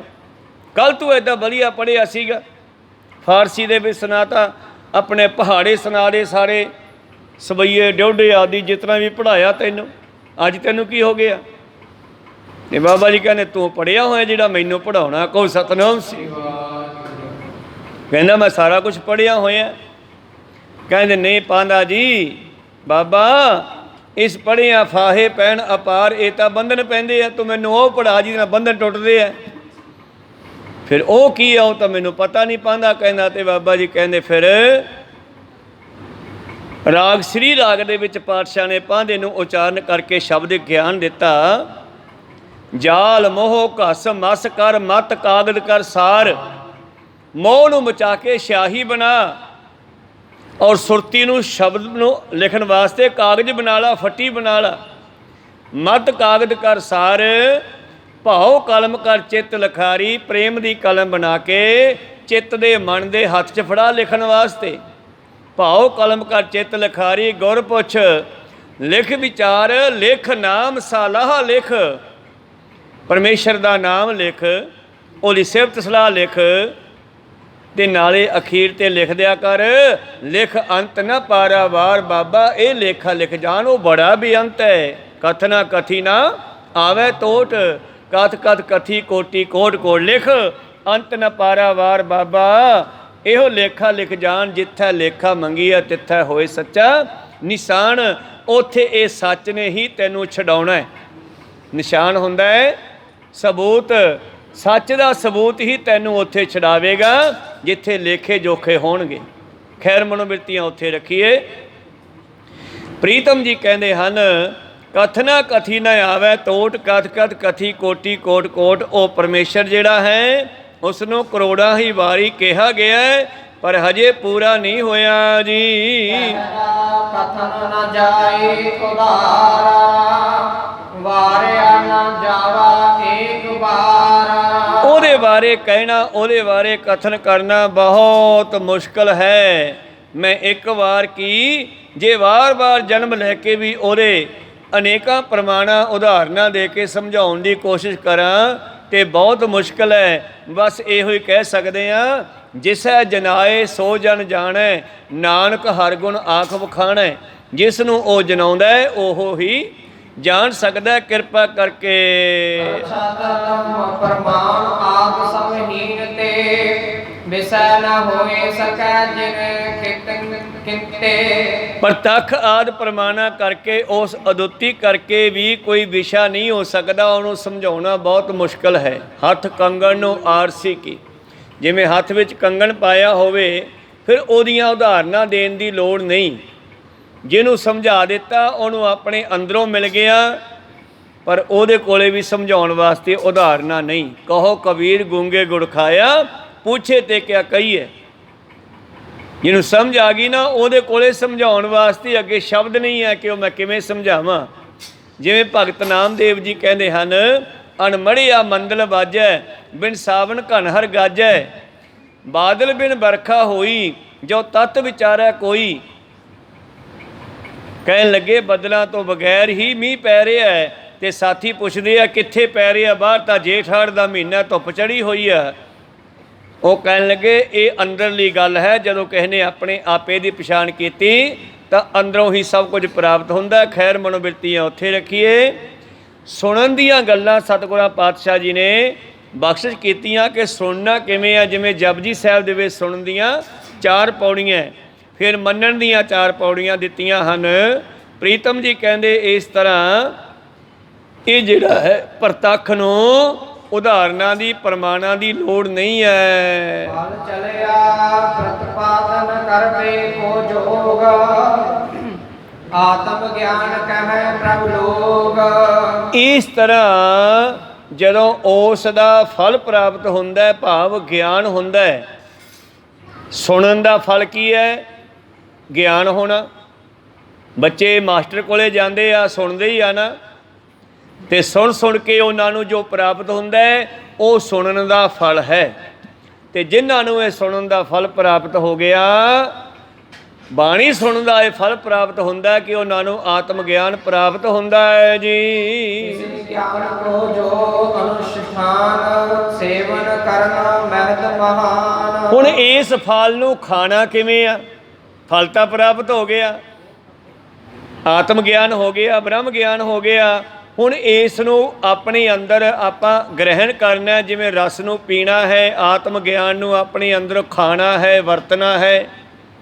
ਪ੍ਰਸ਼ਾਦਾ ਪ੍ਰਾਪਤ ਹੋ ਗਿਆ। ਮਿਹਨਤ ਕੀਤੀ, ਖੇਤੀਬਾੜੀ ਕੀਤੀ, ਮਿਹਨਤ ਕੀਤੀ, ਚਾਹੇ ਤੁਸੀਂ ਹੋਰ ਮਿਹਨਤ ਕਰਕੇ ਮੁੱਲ ਖਰੀਦੀ ਕਣਕ, ਉਹਦਾ ਫਲ ਪ੍ਰਾਪਤ ਹੋਇਆ। ਮਿਹਨਤ ਦਾ ਕਣਕ ਪੀਸੀ, ਆਟਾ ਬਣ ਗਿਆ, ਰੋਟੀ ਬਣ ਗਈ, ਹੁਣ ਇਹ ਖਾਣੀ ਆ, ਉਹ ਸਰੀਰ ਨਾਲ ਖਾਧੀ ਜਾਊਗੀ। ਇਹ ਸੁਣਿਆ ਹੈ, ਇਹਨੂੰ ਖਾਣਾ ਹੈ, ਇਹਨੂੰ ਸੁਰਤ ਨਾਲ ਖਾਧਾ ਜਾਊਗਾ। ਕੋ ਸਤਨਾਮ। ਇਹ ਸੂਖਮ ਦੀ ਖੁਰਾਕ ਹੈ। ਕਣਕ ਜਿਹੜੀ ਆ ਅਸਥੂਲ ਦੀ ਖੁਰਾਕ ਹੈ। ਅਸਥੂਲ ਦੀ ਖੁਰਾਕ ਅਸਥੂਲ ਦੇ ਨਾਲ ਪ੍ਰਾਪਤ ਕੀਤੀ ਜਾਊਗੀ, ਤੇ ਸੂਖਮ ਦੀ ਖੁਰਾਕ ਕੰਨਾਂ ਦੇ ਨਾਲ ਪ੍ਰਾਪਤ ਕੀਤੀ ਜਾਊਗੀ। ਬ੍ਰਹਮ ਗਿਆਨੀ ਕਾ ਭੋਜਨ ਗਿਆਨ। ਇਸ ਕਰਕੇ ਇਹ ਖੁਰਾਕ ਹੈ ਸਾਡੇ ਸੂਖਮ ਸਰੀਰ ਦੀ। 3 ਸਰੀਰ ਹਨ। ਅਸਥੂਲ ਸਰੀਰ ਬਾਹਰੀ ਸਰੀਰ ਹੈ, ਸੂਖਮ ਇਹਦੇ ਵਰਗਾ ਅੰਦਰ ਹੈ, ਤੇ ਕਾਰਨ ਜਿਸ ਦੇ ਕਾਰਨ ਇਹ ਦੋਨੇ ਜੁੜੇ ਹੋਏ ਹਨ ਉਹ ਤੀਜਾ ਸਰੀਰ ਹੈ। ਇਸ ਤਰ੍ਹਾਂ ਗੁਰੂ ਪਾਤਸ਼ਾਹ ਕਿਰਪਾ ਕਰਨ, ਕਹਿੰਦੇ ਜਦੋਂ ਮਨੁੱਖ ਨੇ ਇਹ ਸੁਣ ਕੇ ਇਹਦਾ ਫਲ ਪ੍ਰਾਪਤ ਗਿਆਨ, ਆਤਮ ਗਿਆਨ ਪ੍ਰਾਪਤ ਕਰ ਲਿਆ, ਫਿਰ ਇਸ ਨੂੰ ਅਨੁਸ਼ਠਾਨ ਕਰਨਾ, ਭਾਵ ਗ੍ਰਹਿਣ ਕਰਨਾ, ਭਾਵ ਆਪਣੇ ਅੰਦਰ ਉਸ ਨੂੰ ਤਾਰ ਲੈਣਾ। ਜਿਵੇਂ ਭਾਈ ਕਨ੍ਹਈਆ ਜੀ ਨੂੰ ਆਤਮ ਗਿਆਨ ਪ੍ਰਾਪਤ ਹੋਇਆ, ਬ੍ਰਹਮ ਗਿਆਨ ਹੋਇਆ, ਉਹਨਾਂ ਨੇ ਹੁਣ ਉਸ ਨੂੰ ਕਿਵੇਂ ਵਰਤਣਾ ਸ਼ੁਰੂ ਕੀਤਾ ਕਿ ਜੰਗ ਦੇ ਮੈਦਾਨ ਵਿੱਚ ਜਲ ਛਕਾਉਂਦੇ ਹੋਏ ਦੁਸ਼ਮਣ ਮਿੱਤਰ ਨਹੀਂ ਦੇਖ ਰਹੇ। ਕੋ ਸਤਨਾਮ ਸੀ। ਜੇ ਗੁਰੂ ਸਾਹਿਬ ਕੋਲੇ ਸ਼ਿਕਾਇਤਾਂ ਲਾਈਆਂ ਤੇ ਗੁਰੂ ਸਾਹਿਬ ਨੇ ਸ਼ਿਕਾਇਤੀਆਂ ਦੀਆਂ ਸ਼ਿਕਾਇਤਾਂ ਸੁਣ ਕੇ ਬਾਬੇ ਦੀਪ ਸਿੰਘ ਨੂੰ ਪੁੱਛਿਆ। ਜਦ ਉਹਨਾਂ ਨੇ ਦੱਸਿਆ ਕਿ ਮਹਾਰਾਜ ਮੈਨੂੰ ਕੋਈ ਦੁਸ਼ਮਣ ਦਿਸਦਾ ਹੀ ਨਹੀਂ, ਮੈਂ ਕੀ ਕਰਾਂ, ਮੈਂ ਤਾਂ ਤੁਹਾਨੂੰ ਹੀ ਪਿਆਰੇ ਹਾਂ। ਤੇ 10ਵੇਂ ਪਾਤਸ਼ਾਹ ਜੀ ਇਸ ਗੱਲ ਨੂੰ ਸਮਝਦੇ ਹੈ ਕਿ ਬਾਬਾ ਦੀਪ ਸਿੰਘ ਦੀ ਸੁਰਤ ਕਿੱਥੇ ਪਹੁੰਚ ਗਈ ਹੈ, ਤਾਂ ਉਹ ਉਹਨਾਂ ਨੂੰ ਪਾਣੀ ਪਿਆਉਣ ਤੋਂ ਰੋਕਦੇ ਨਹੀਂ, ਬਲਕਿ ਕਹਿੰਦੇ ਆ ਮੱਲਮ ਪੱਟੀ ਵੀ ਰੱਖ ਲਾ, ਜੇ ਤੂੰ ਮੈਨੂੰ ਪਾਣੀ ਪਿਆਉਣਾ ਤੇ ਮੇਰੇ ਪੱਟੀ ਵੀ ਬੰਨ੍ਹ ਦਿਆ ਕਰ, ਕਹੋ ਸਤਨਾਮ, ਮੱਲਮ ਵੀ ਲਾ ਦਿਆ ਕਰ।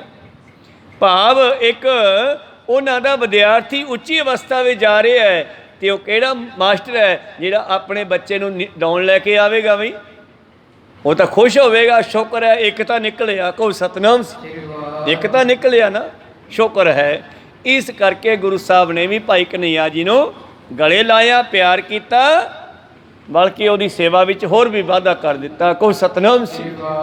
ਮੇਰੇ ਪ੍ਰੀਤਮ ਜੀ ਅੱਗੇ ਬਖਸ਼ਿਸ਼ ਕਰਦੇ ਹਨ, ਕਹਿੰਦੇ ਇਸ ਨੂੰ ਸੁਣ ਕਰਕੇ ਜੀਵਨ ਵਿੱਚ ਧਾਰਨ ਕਰਨਾ।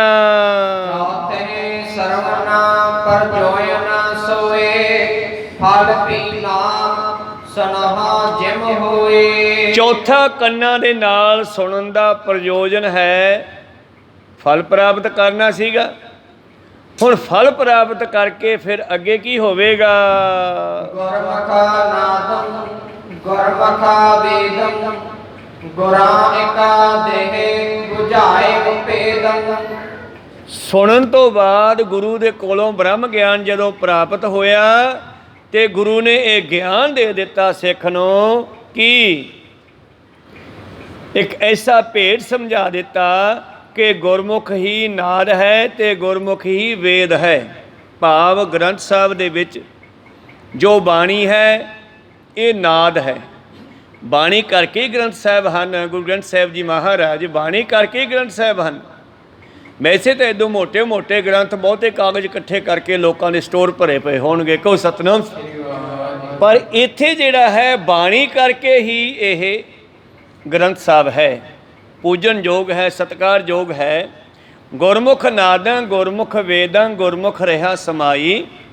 ਭਾਵ ਜੋ ਪਰਿਪੂਰਨ ਪਰਮੇਸ਼ਰ ਪਰਮਾਤਮਾ ਹੈ ਉਹ ਸ਼ਬਦ ਵਿੱਚ ਵੀ ਹੈ, ਉਹ ਗ੍ਰੰਥ ਵਿੱਚ ਵੀ ਹੈ, ਉਹ ਕੁਦਰਤ ਵਿੱਚ ਵੀ ਹੈ, ਤੁਹਾਡੇ ਵਿੱਚ ਵੀ ਹੈ। ਆਪੇ ਲਿਖਦਾ ਹੈ ਤੇ ਆਪੇ ਪੜ੍ਹਦਾ ਤੇ ਆਪੇ ਸੁਣਦਾ ਹੈ ਤੇ ਆਪੇ ਹੀ ਸੁਣਾਉਂਦਾ ਹੈ। ਇਹ ਸਭ ਕੁਝ ਆਪੇ। ਆਪੇ ਕੰਡਾ ਤੋਲ ਤਰਾਜੀ, ਆਪੇ ਤੋਲਣਹਾਰਾ, ਆਪੇ ਦੇਖੈ ਆਪੇ ਬੁਝੈ, ਆਪੇ ਹੈ ਬਣਜਾਰਾ। ਅੰਧਲਾ ਨੀਚ ਜਾਤ ਪਰਦੇਸੀ, ਖਿਨ ਆਵੈ ਤਿਲ ਜਾਵੈ, ਤਾਂ ਕਿ ਸੰਗਤ ਨਾਨਕ ਰਹਿੰਦਾ ਕਿਉਂ ਕਰ ਮੂੜਾ ਪਾਵੈ। ਇਸ ਕਰਕੇ ਉਹ ਪਰਿਪੂਰਨ ਪਰਮੇਸ਼ਰ ਪਰਮਾਤਮਾ ਜਿਹੜਾ ਹੈ ਉਹ ਹਰ ਥਾਂ 'ਤੇ ਵਸਦਾ ਹੈ, ਕੁਦਰਤ ਕਰਕੇ ਵਸਿਆ ਸੋਏ। ਧੰਨ ਗੁਰੂ ਨਾਨਕ ਦੇਵ ਜੀ ਤੋਂ ਲੈ ਕੇ 5ਵੇਂ ਪਾਤਸ਼ਾਹ ਜੀ ਤੱਕ ਜੋ ਬਾਣੀ ਉਚਾਰਨ ਕੀਤੀ ਗਈ ਉਹਨਾਂ ਨੇ ਗ੍ਰੰਥ ਸਾਹਿਬ ਜੀ ਦੇ ਵਿੱਚ ਸਾਰੀ ਇੱਕ ਥਾਂ ਇਕੱਤਰ ਕਰ ਦਿੱਤੀ। ਜਿਸ ਵੇਲੇ ਬੀੜ ਸਾਹਿਬ ਤਿਆਰ ਹੋ ਗਏ, ਗੁਰਦੁਆਰਾ ਸਾਹਿਬ ਸ੍ਰੀ ਹਰਿਮੰਦਰ ਸਾਹਿਬ ਦੇ ਕੋਲ ਜਿੱਥੇ ਹੁਣ ਸ਼੍ਰੋਮਣੀ ਕਮੇਟੀ ਦੀ ਪ੍ਰੈਸ ਲੱਗੀ ਹੋਈ ਆ, ਗੁਰਦੁਆਰਾ ਰਾਮਸਰ ਸਾਹਿਬ,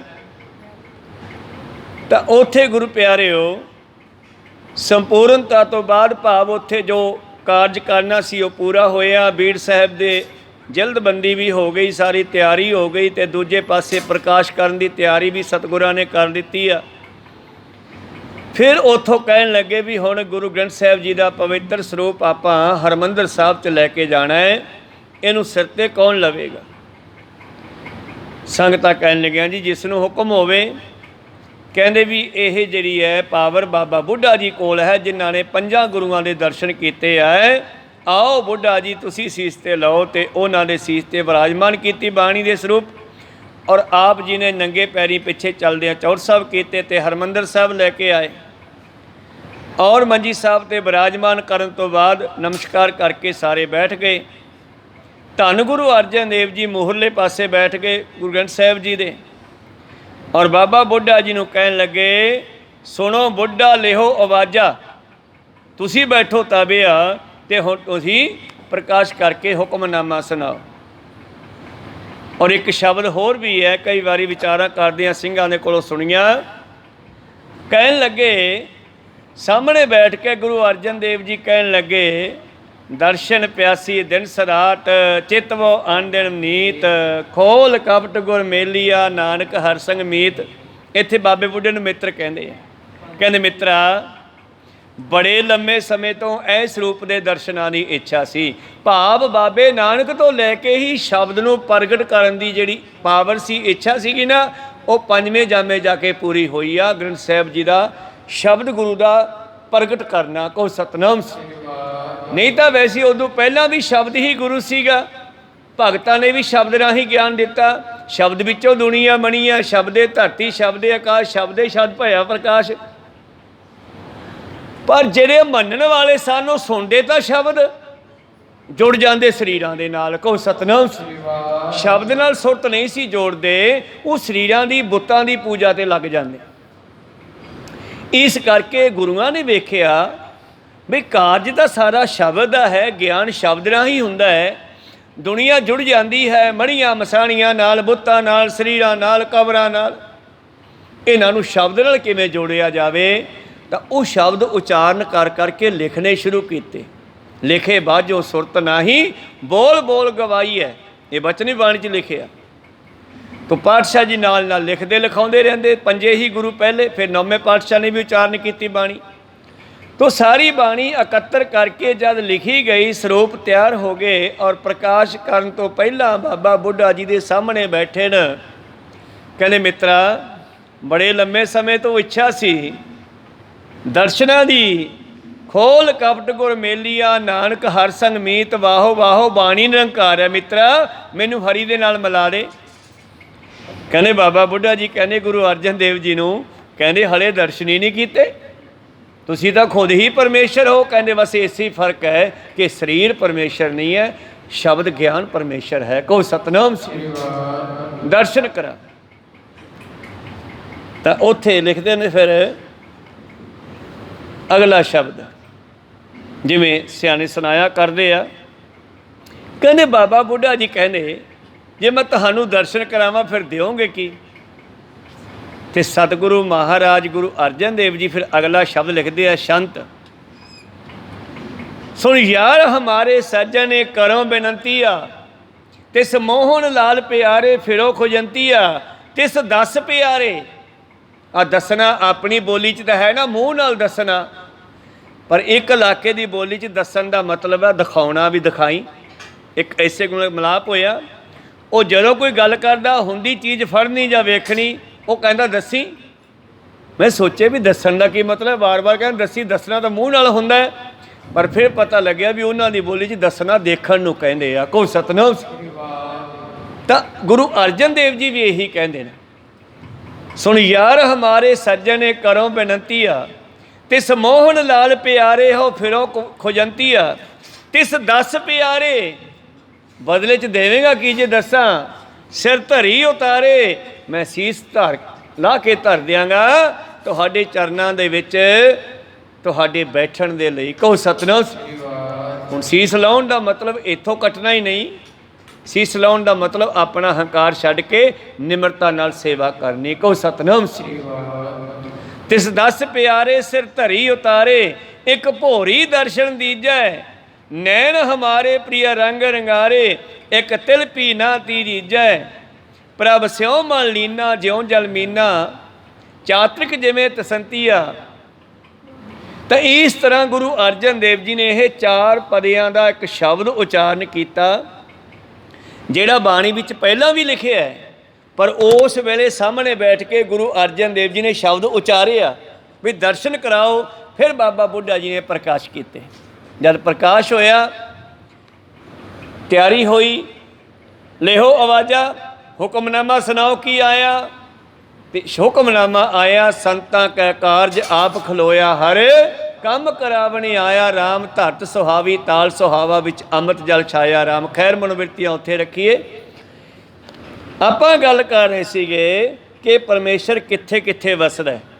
ਪਰਮੇਸ਼ਰ ਸ਼ਬਦ ਵਿੱਚ ਵੀ ਹੈ, ਪਰਮੇਸ਼ਰ ਗ੍ਰੰਥ ਸਾਹਿਬ ਦੇ ਵਿੱਚ ਵੀ ਹੈ, ਪਰਮੇਸ਼ਰ ਸਿੱਖ ਦੇ ਵਿੱਚ ਵੀ ਹੈ, ਪਰਮੇਸ਼ਰ ਗੁਰੂ ਦੇ ਵਿੱਚ ਵੀ ਹੈ, ਪਰਮੇਸ਼ਰ ਸਿੱਖ ਵਿੱਚ ਵੀ ਹੈ, ਪਰਮੇਸ਼ਰ ਵੀ ਹੈ। ਕੋ ਸਤਨਾਮ। ਤਿੰਨਾਂ ਥਾਵਾਂ 'ਤੇ ਹੈ। ਗੁਰਮੁਖ ਨਾਦੰ ਗੁਰਮੁਖ ਵੇਦੰ ਗੁਰਮੁਖ ਰਹਾ ਸਮਾਈ। ਨੇਤਾ ਸਤਿਗੁਰ ਕੀ ਸੇਵਾ ਕਰਨੀ, ਗੁਰ ਤੇ ਗਿਆਨ ਪ੍ਰਾਪਤੀ ਵਰਨੀ। ਇਸ ਕਰਕੇ ਫਿਰ ਗੁਰੂ ਕੀ ਕਹਿੰਦਾ ਸਿੱਖਾ, ਗੁਰੂ ਦੇ ਵਿੱਚੋਂ ਵੀ ਰੱਬ ਨੂੰ ਦੇਖਣਾ ਕਰ, ਗੁਰੂ ਦੀ ਸੇਵਾ ਕਰ, ਗੁਰੂ ਦੇ ਗਿਆਨ ਨੂੰ ਪ੍ਰਾਪਤ ਕਰ, ਉਹਨੂੰ ਆਪਣੀ ਜ਼ਿੰਦਗੀ ਵਿੱਚ ਢਾਲਣਾ ਕਰੋ ਜੀ। ਮੁਕਤਾ ਦੇਤ ਹੈ ਆਤਮ ਗਿਆਨ, ਇਤਿਆਦਿਕ ਜੈ ਕੀਨ ਬਖਾਨਾ। ਇਸ ਤਰ੍ਹਾਂ ਫਿਰ ਗੁਰੂ ਜਿਹੜਾ ਹੈ ਮੁਕਤੀ ਦਾ ਗਿਆਨ ਬਖਸ਼ਿਸ਼ ਕਰਦਾ। ਵਿਚਾਰਾਂ ਇੱਥੇ ਰੁਕਦੇ ਆ। ਪੰਜਵਾਂ ਪੁਆਇੰਟ ਹੈ ਜਿਹੜਾ ਸੁਣਨ ਦਾ, ਜਿਹੜੀਆਂ ਪਾਤਸ਼ਾਹ ਜੀ ਨੇ ਜਪਜੀ ਸਾਹਿਬ ਦੀਆਂ ਪਹਿਲੀਆਂ ਪੌੜੀਆਂ ਲਿਖੀਆਂ, ਉਹਨਾਂ ਦੇ ਵਿੱਚੋਂ ਇਹ ਭਾਈ ਸਾਹਿਬ ਜੀ ਨੇ ਸਾਨੂੰ ਬਖਸ਼ਿਸ਼ ਕੀਤਾ, ਖੋਲ੍ਹ ਕੇ ਥੋੜ੍ਹੀਆਂ ਵਿਚਾਰਾਂ ਬਖਸ਼ੀਆਂ। ਬਹੁਤ ਬਹੁਤ ਧੰਨਵਾਦ ਸਰਬੱਤ ਸੰਗਤਾਂ ਜਿਨ੍ਹਾਂ ਨੇ ਹਾਜ਼ਰੀਆਂ ਭਰੀਆਂ, ਗੁਰਜਾ ਸਰਵਣ ਕੀਤਾ। ਬੋਲਦਿਆਂ ਅਨੇਕਾਂ ਅੱਖਰ ਬਾਅਦ ਘਾਟ ਹੋ ਜਾਂਦੇ ਆ। ਸਿੱਖ ਸੰਗਤਾਂ ਦੇ ਸਤਿਗੁਰੂ ਬਖਸ਼ਣ ਜੋਗ ਹੈ, ਬਖਸ਼ ਲੈਣਾ ਜੀ। ਸਮਾਪਤੀ ਕਰੀਏ। ਹੇ ਅਚੁੱਤ ਹੇ ਪਾਰ ਬ੍ਰਹਮ ਅਬਿਨਾਸੀ ਅਗਨ, ਹੇ ਪੂਰਨ ਹੇ ਸਰਬ ਮੈਂ, ਹੇ ਸੰਗੀ ਹੇ ਨਿਰੰਕਾਰ, ਹੇ ਨਿਰਗੁਣ ਹੇ ਗੋਬਿੰਦ ਹੇ ਗੁਣ ਨਿਧਾਨ, ਹੇ ਅਪਰੰਪਰ ਹਰ ਹਰੇ, ਹੇ ਸੰਤ ਕੈ ਸਦਾ ਸੰਗ, ਹੇ ਠਾਕੁਰ ਆਉਂਦਾਸਰੋ, ਨਾਨਕ ਦੀਜੈ ਨਾਮ ਦਾਨ, ਆਏ ਪ੍ਰਭ ਸ਼ਰਨਾਗਤੀ, ਏਕ ਅੱਖਰ ਹਰ ਮਨ ਬਸਤ, ਏਕ ਓੰਕਾਰ ਸਤਿਗੁਰੂ ਤੇ ਪ੍ਰਸਾਦ ਸਚ ਹੋਏ। ਵਾਹਿਗੁਰੂ ਜੀ ਕੀ ਫਤਿਹ ਹੈ। ਵਾਹਿਗੁਰੂ ਜੀ ਕੀ ਫਤਿਹ ਹੈ।